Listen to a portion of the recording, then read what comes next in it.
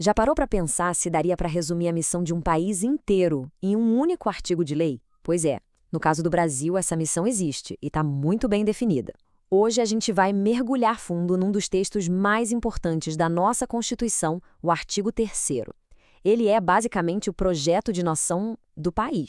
Olha só o nosso caminho. Primeiro, vamos entender qual é essa missão que o artigo 3º estabelece.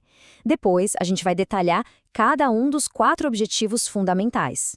Daí, vamos ver qual é o papel do Estado nisso tudo, como esse artigo acaba virando uma bússola para todas as outras leis e, por fim, por que isso é tão decisivo para o futuro do Brasil.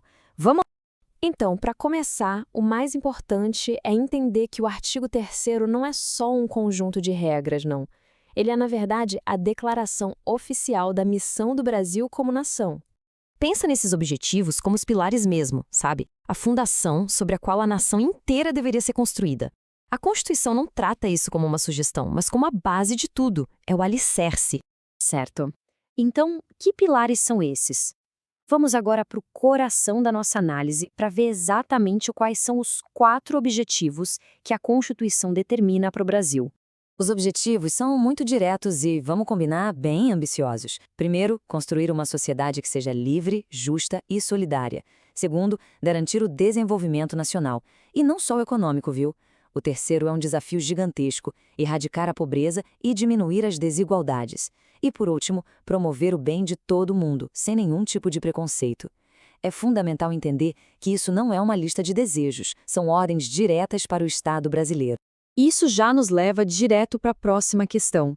Se esses são os objetivos, quem é que tem a responsabilidade de correr atrás deles?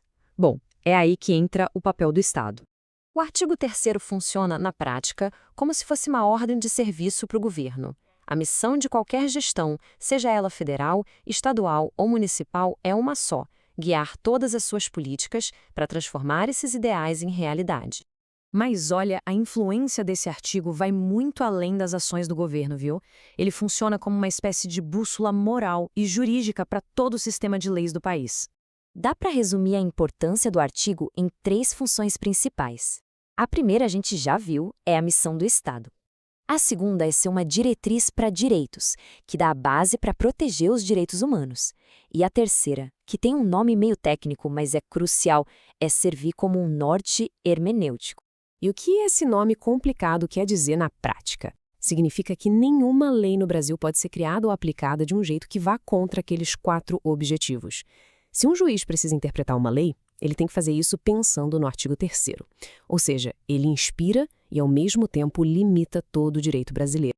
Bom, quando a gente junta todas essas peças, a gente começa a ter uma ideia do tamanho real desse artigo. Não se trata só de uma lei, trata-se do futuro que o país se comprometeu a construir. Então, depois de tudo isso, fica a pergunta: qual é a importância real do artigo 3º no dia a dia? Por que ele mexe tanto com a vida da gente? E aqui está o ponto central de tudo. O artigo 3º é bem mais que um texto de lei. Ele é a visão de futuro oficial do Brasil. Ele define em poucas linhas que tipo de país se quer ser. Um país justo, desenvolvido, sem pobreza e sem preconceito. No fim das contas, é a promessa fundamental da nação para cada cidadão. E tudo isso nos deixa com uma última pergunta, uma reflexão. A Constituição de 88 colocou no papel um projeto muito ambicioso e inspirador.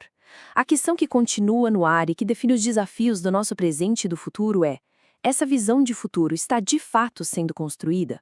Aquele caminho definido pelos pilares está sendo seguido? A resposta para isso é o que molda a realidade de milhões de pessoas todos os dias.